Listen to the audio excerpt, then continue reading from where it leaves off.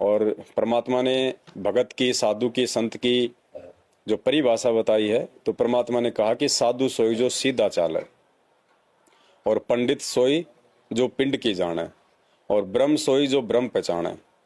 तो परमात्मा ने आप और हम सभी को ब्रह्म ऋषि बनाया है। ब्रह्म ऋषि वास्तव में यदि कोई ब्रह्म ऋषि है, चारों युगों में यदि कोई ब्रह्म ऋषि हुआ है, तो केवल वही लोग हुए हैं जो इस परमपिता परमात्मा सतगुरु रामपाल जी भगवान की शरण में आते हैं, जो उनके भगत कहलाते हैं, उनके शिष्य और उनकी शिष्या कहलाते हैं। आज से पहले ये परमात्मा चाहे किसी भी रूप में या किसी भी नाम से आए हों, जब जब लोग इनकी शरण में आते हैं, इनके भगत बनते हैं, और जो उस सृष्टि रचना से जब वे परिचित हो जाते हैं, तो वे जो है वो ब्रह्म ऋषि बन जाते हैं।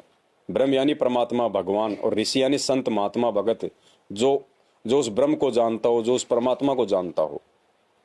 तो आज सतगुरु रामपाल जी भगवान 8 सितंबर 1951 गांव धनाना, जिला सोनीपत, हरियाणा में अपने गुण और स्वभाव के अनुसार प्रकट हुए हैं, और परमात्मा ने आके हमें सृष्टि रचना सुनाई है, ये अनमोल तत्व ज्ञान दिया है, और हमें परमेश्वर ने अपनी पहचान करवाई है, ब्रह्म की पहचान करवाई है। लाखों लोगों को उन्होंने नाम दीक्षा दी है, उनको अपनी शरण में लिया है, लेकिन लाखों लोग नहीं जान पाए कि वास्तव में वो ब्रह्म कौन है। वे लाखों लोग अभी तक ब्रह्म ऋषि नहीं बन पाए हैं, क्योंकि उनको अभी तक उस ब्रह्म की पूरी तरह से जानकारी नहीं है। अब ये संशय में हैं, वे दुविधा में हैं, उन्हें लगता है कि ब्रह्म इनमें से कौन है। क्योंकि जून के महीने में जब ये जो दाढ़ी मूंछ वाले जो फोटो है, जिनको हम कबीर परमात्मा की फोटो कहा करते थे, जिसका खंडन सतगुरु रामपाल जी भगवान ने स्वयं अपने मुख कमल से अपने सत्संगों में अनेकों बार किया है कि ये एक इमेजिन है, ये एक सोची हुई फोटो है, ये एक बनावटी फोटो है, ये एक काल्पनिक फोटो है। वो परमात्मा ऐसे नहीं थे जब वो आए थे 650 साल पहले। उनके वास्तविक रूप को वर्तमान में किसी ने नहीं देखा है कि 650 साल पहले वो कैसे रूप में थे। भिन्न भिन्न प्रकार की फोटोएं आपको यूट्यूब पे, आपको गूगल पे मिलेंगी जब आप कबीरदास जी के नाम से सर्च करोगे, क्योंकि उस समय ना कोई कैमरा था, ना कोई फोटो खींचने वाला था, केवल हाथ से ही चित्र बनाए जाते थे।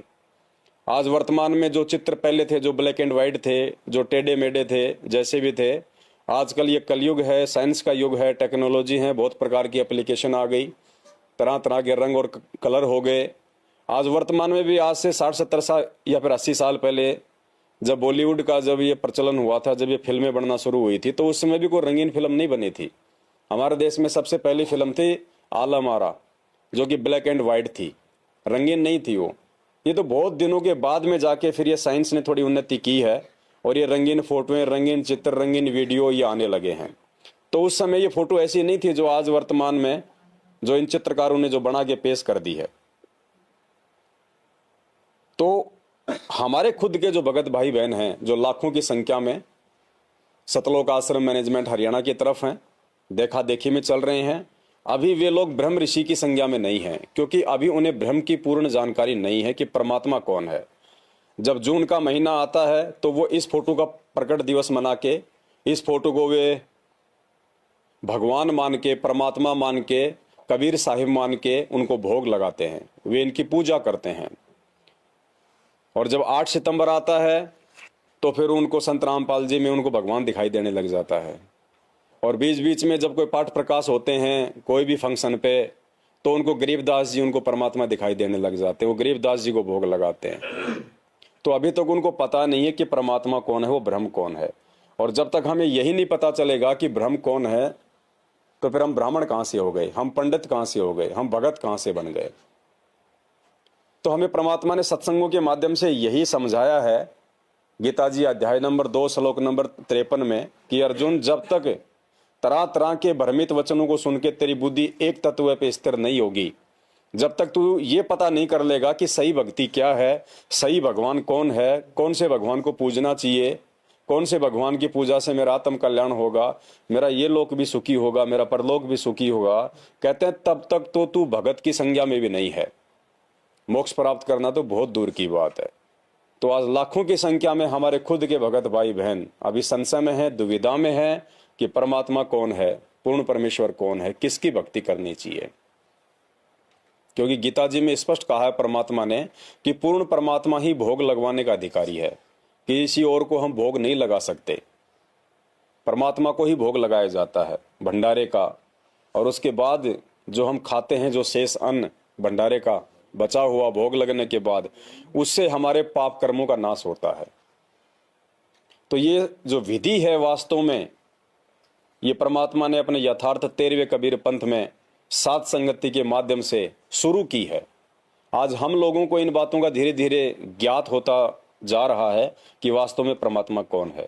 और जब हमें मालूम हो गया इस बात का कि परमात्मा कौन है, उसके बाद देखो हमने सारी फोटोएं हटा दी है अपने घर से, अपने दरबार से, यहाँ तक कि जो लॉकेट हम जो पहले आश्रम में लेके आया करते थे, हम गले में पहना करते थे, उस लॉकेट में भी एक तरफ तो ये दाढ़ी मूछ वाली फोटो हुआ करती थी, एक तरफ सतगुरु रामपाल जी की फोटो हुआ करती थी।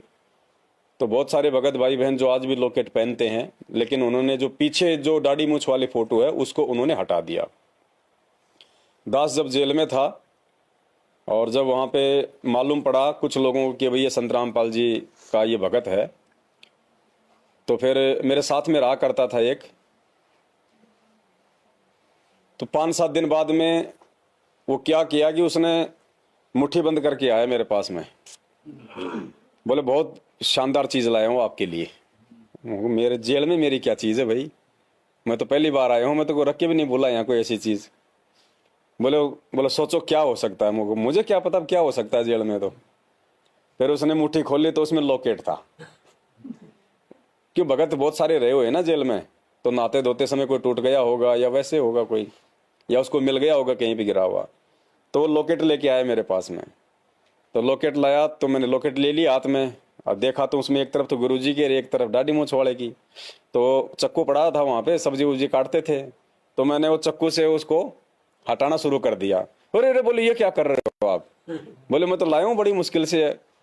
अरे मैं को बड़ी मुश्किल से तो लाया हूँ, लेकिन ये मगर साथ में तो एक मुश्किल भी ले आया। तो मुश्किल भी ले आया साथ में। बोले क्या? मगो ये हमारे गुरुजी है, हमारे लिए सब कुछ, परमात्मा भगवान कबीर जी सब कुछ यही है। ये जो दूसरे है ना दाढ़ी मूछ वाले, ये तो काल्पनिक फोटो है, ये भगवान थोड़ी है, परमात्मा थोड़ी है। तो बोले आपके गुरुजी क्यों बताते हैं कि ये परमात्मा है? मगर भाई उनको तो बताना पड़ेगा, क्योंकि उनको तो कोई परमात्मा मानता नहीं।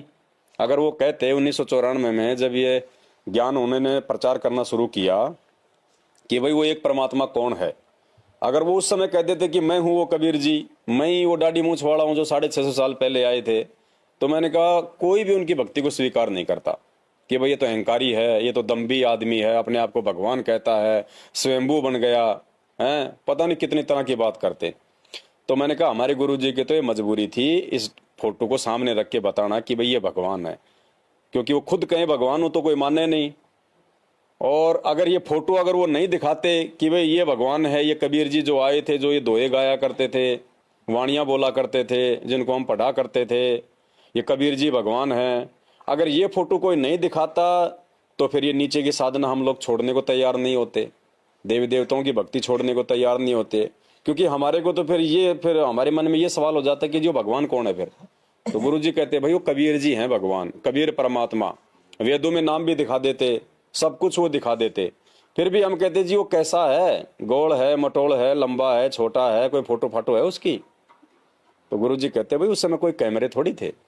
तो हम कहते जी कैमरे तो चलो भाई अच्छी बात कर दी आपने, फिर ये रामचंद्र जी लाखों साल पहले आए थे, इनकी फोटो कहाँ से आ गई? ये शनि महाराज की मूर्ति बनी, ये फोटो कहाँ से आ गई? श्री कृष्ण जी की फोटो कहाँ से आ गई? देव देवताओं की फोटो कहाँ से आ गई? ये तो बहुत पहले आए थे ना, ये तो 650 साल पहले आए थे। तो ये गुरुजी की मजबूरी थी शुरुआत में इस फोटो को भगवान बताना। और उसके बाद में फिर परमात्मा ने ज्ञान हमारे को केवल इसीलिए तो दिया कि आज हम पहचान कर लें, क्योंकि गुरुजी की तो मजबूरी है। गुरुजी तो आज भी नहीं बोलेंगे ये बात कि मैं भगवान हूँ, गुरुजी तो लास्ट तक भी नहीं बोलेंगे ये बात कि मैं ही भगवान हूँ, क्योंकि शिक्षा दे दी परमात्मा ने, शास्त्रों से दिखा दिया हमारे को, नीर खीर का निवेरा करने के लायक बना दिया, तत्व ज्ञान दे दिया। अब हमने खुद निर्णय करना पड़ेगा कि वो कबीर परमात्मा कौन है, किसकी भक्ति करनी है, किसको पूजना है। और सत्संगों में फिर परमात्मा ने देखो हमारे को एक एक चीज का निचोड़ निकाल के दे दिया। क्योंकि देखो गुरुजी हमें समझाते हैं हर प्रकार से, लेकिन बहुत सी जगह क्या होता है कि गुरुजी को जोर दे के समझाना पड़ता है, क्योंकि ये उनकी मजबूरी है थोड़ी सी। वो कह नहीं सकते कि मैं हूं वो कबीर भगवान, बाकी समझाना उनको पड़ेगा, जोर दे दे के बोलते हैं गुरुजी। समझदार आत्मा समझ लेती हैं।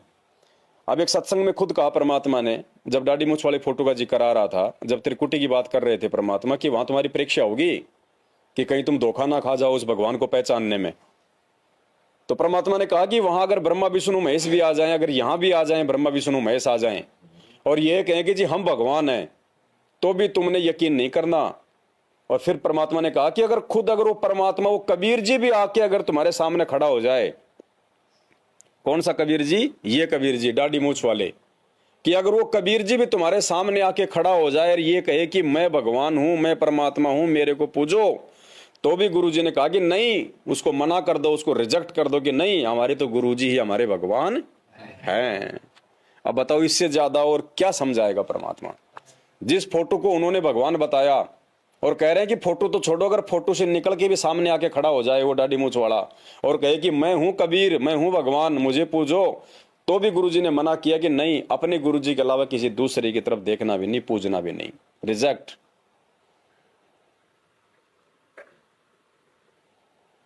कबीर साहिब से लाभ लेना है तो ये नियम अपना आजीवन निभाना होगा। स्वयं परमात्मा ब्रह्मा विष्णु महेश भी आ जाए, कोई आके यूं कहे मैं कबीर हूं, या स्वयं परमात्मा भी आ जाए, तो भी आपकी श्रद्धा डगमग नहीं हो कि नहीं, हमें तुम्हारे भगवान गुरुदेव, हमारे भगवान तो हमारे गुरुदेव ही हैं और कोई भगवान नहीं है। हम नहीं जानते किसी को कौन परमात्मा है कौन नहीं है, हमारे तो गुरुजी ही भगवान हैं। क्योंकि भक्ति का विधान है शास्त्र, भक्ति का विधान है गीता जी, और असली भक्ति का असली विधान है पांचवा वेद, सूक्ष्म वेद, परमात्मा की वाणियां, जो आज गुरुजी ने हमें समझाई, हमें बताई कि 7 दीप 9 खंड में गुरु से बड़ा ना कोई, करता करे ना कर सके, गुरु करे सो। अब बताओ फिर हम कौन से भगवान की उम्मीद करेंगे भाई? फिर हम जून के महीने में कौन से भगवान को भगवान मान के हम उसको भोग लगा रहे हैं, उस फोटो को हम उसका प्रकट दिवस मना रहे हैं? तो ये हमारी अल्प बुद्धि का परिचय है भी। ऐसा करने वाले भगत अपने परमात्मा को दुखी करते हैं। इतना ज्ञान समझने के बाद भी कोई कमी नहीं छोड़ी परमात्मा ने।